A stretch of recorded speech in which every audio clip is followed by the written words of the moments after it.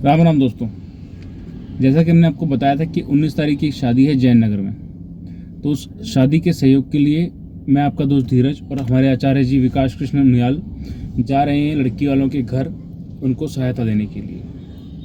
अभी तक की यदि हम बात करें तो उनके टेंट का, उनके खाने पीने का, जो बारात आने वाली है उनके यहाँ पास ही की एक कॉलोनी से बारात आने वाली है, तो उनका हमने प्रबंध कर दिया है ऑलरेडी। अब क्योंकि शादी बिल्कुल नज़दीक आ गई है तो हमारा जो कन्यादान का हमारा रसूख है वो निभाने के लिए हम जा रहे हैं, जिसमें हम लड़की के लिए कपड़े, उनके लेने देने के लिए जोड़े और कुछ कन्यादान राशि जो देने वाले हैं। दोस्तों, आज के समय में जैसे आचार्य जी ने बताया था, आज दान धर्म सबसे बड़ा धर्म है। यदि आप के घर में पुत्री है तो आप बहुत भाग्यवान हैं। यदि आपको पुत्री नहीं है तो आप ऐसे ही छोटे छोटे जो आपके पास कार्यक्रम हमारे आते रहते हैं एनजीओ के, उनमें किसी भी कन्या के विवाह में कन्यादान सहयोग, कुछ कपड़ा सहयोग, कुछ बर्तन या कुछ उपहार स्वरूप जो आप देना चाहें, उस सहयोग से जुड़ सकते हैं और कन्यादान का लाभ उठा सकते हैं। आचार्य जी बताएंगे आपको कन्यादान के बारे में कि कन्यादान करने से क्या लाभ होता है। आचार्य जी। हमारे शास्त्रों में कन्यादान की बड़ी विशेष महत्व बताई गई है और कन्यादान के वैसे तो बड़े शास्त्रों में बहुत बड़ा वर्णन आता है, लेकिन जो आदमी कन्यादान करता है या कन्यादान में संयोग करता है वो उसको वैकुंठ लोक की प्राप्ति होती है। जिस तरह से लक्ष्मी नारायण रूप में हमारे लक्ष्मी जी हमारे कन्या रूप होती है और जो वर होते हैं वो वर हमारे नारायण के स्वरूप माना गया है, और साक्षात लक्ष्मी नारायण के स्वरूप में अगर हम उनको कन्यादान करते हैं तो हमारे पितरों को मुक्ति मिलती है। क्योंकि हमारे जो हम 3 ऋणों को लेकर धरती पर आए हैं, सबसे पहला ऋण जो होता है वो पितृ ऋण होता है। अगर हम लोग पितृ ऋण को चुकाना चाहते हैं तो हमको कन्यादान जरूर करना चाहिए, क्योंकि कन्या जाकर किसी का वंश का विस्तार करती है। तो जैसे कन्यादान वंश का विस्तार करती है तो हमारे पूर्वजों की आत्मा को शांति मिलती है। तो हम सब लोगों का बड़ा परम सौभाग्य होता है कि अगर हम किसी गरीब असहाय कन्या की शादी में अपने तन मन धन से अगर सहयोग कर सकें, क्योंकि हम भी मानते हैं कि आज के समय में लोगों के पास समय बहुत कम है, तो तन से अपनी सेवा नहीं दे सकते हैं। लेकिन अगर पर्याप्त धन दिया है परमात्मा ने तो उस लक्ष्मी का सही अगर इस्तेमाल है तो वो किसी गरीब आँख के सामने अगर उसकी कन्या का दान करने में हम लोग साथ देते हैं तो इससे बड़ा हम लोग धन का पवित्र कुछ नहीं कर सकते। क्योंकि स्नान करने से तन पवित्र होता है, भजन करने से मन पवित्र होता है और दान करने से धन पवित्र होता है। और दान में वो भी कन्यादान, इससे बढ़कर तो हमारी धरती पर कोई और दानों की श्रृंखला में आता है कन्यादान सबसे पहले। तो भूमि दान से बड़ा है कन्यादान। इस दान में आप सब लोग अपना सहयोग प्रदान करिए।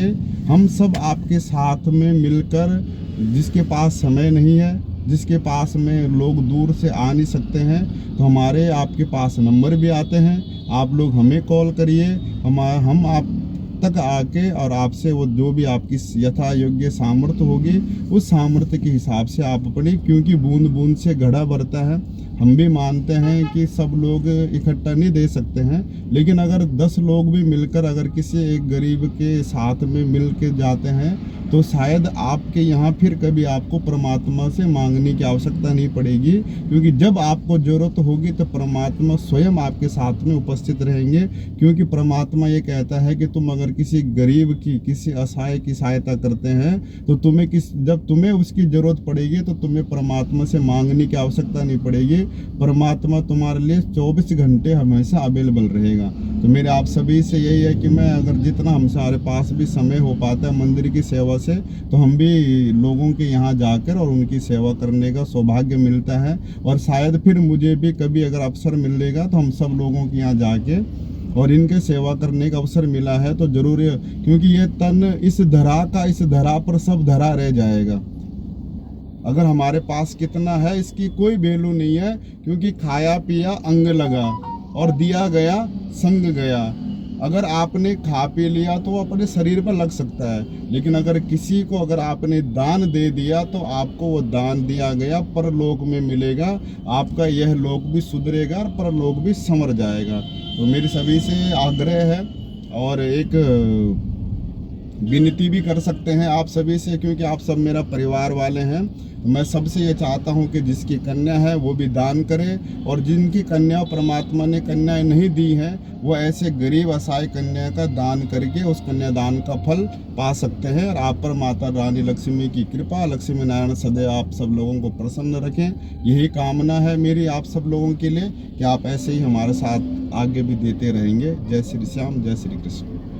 दोस्तों, जैसे आचार्य जी ने कहा कि आपने जो दान दिया वह धरती पर आपने एक बीज बोया जिसका वृक्ष लगा और आपके साथ जाएगा। लोग कहते हैं ना कि अच्छे कर्म ही साथ जाते हैं, तो ये आपके अच्छे कर्म हैं। हम दोनों भी कोशिश करते हैं कि जितना हो सके किसी असहाय को, किसी भूखे को या किसी ज़रूरतमंद को, क्योंकि सबकी ज़रूरतें अलग अलग होती हैं।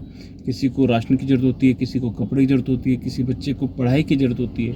हमारे एक और जो मित्र हैं पांडे जी, वो कंप्यूटर की शिक्षा फ्री देते हैं उन बच्चों को जिनके माता पिता नहीं हैं या जिनके पिता नहीं हैं। तो ऐसी बहुत सी सुविधाएं हम आप सबके लिए लेकर के आए हुए हैं, और हम ये चाहते हैं कि जो हमारे भामाशाह लोग हैं, जो हमारा सहयोग कर सकते हैं इन सब कामों में, वो आगे आएँ, आगे आकर के और हमारा सहयोग करें। अभी हम जब गाड़ी में निकले आश्रम से, तो आचार्य जी ने एक बात कही थी कि जो ऐसे लोग हैं जो संपन्न हैं, उनको अपने आप आगे आना चाहिए ज़रूरतमंद लोगों की सहायता के लिए, और उनको एक उदाहरण देना चाहिए कि यदि परमात्मा ने उनको सब दिया है तो वो भी यहाँ पर जो ज़रूरतमंद है उसको सहायता देने के लिए अपनी तरफ से पूरी कोशिश कर रहे हैं। हम आशा करते हैं कि आप हमारे इस प्रयास से जुड़ेंगे और आगे आने वाले समय में हमारा सहयोग करेंगे। अभी नवंबर के महीने में 4 शादियां हैं गरीब कन्याओं की, जिनके लिए हमने उनको बोला है कि हम कुछ ना कुछ सहयोग आपका करेंगे। इस जहाँ भी जा रहे हैं, यहाँ पर आपको जैसे बताया, उनके बारात के खाने के लिए, टेंट के लिए, लड़की के कपड़ों के लिए, कन्यादान, फर्नीचर, ये सब सुविधाएं कर दी गई हैं। और अब बस हम अपनी तरफ से जो अपनी बिटिया के हाथ पे रखने जा रहे हैं उसके लिए हम जा रहे हैं। तो आप ऐसे ही हमसे जुड़े रहें, ऐसे ही सहयोग करते रहें, यही हमारी कामना है। और मनोकामना ये है कि हम जितने लोगों के काम आ सकें, क्योंकि जैसे आचार्य ने कहा कि इस धरा पर सब धरा रह जाएगा। जब अच्छे लोग होते हैं उनके बारे में बातें होती हैं कि वो व्यक्ति इतना अच्छा था। तो ऐसे ही यदि आप कहीं सहयोग करते हैं तो आपका सहयोग भी उल्लेखनीय, सराहनीय होगा। जय श्री राम, जय श्री राम दोस्तों।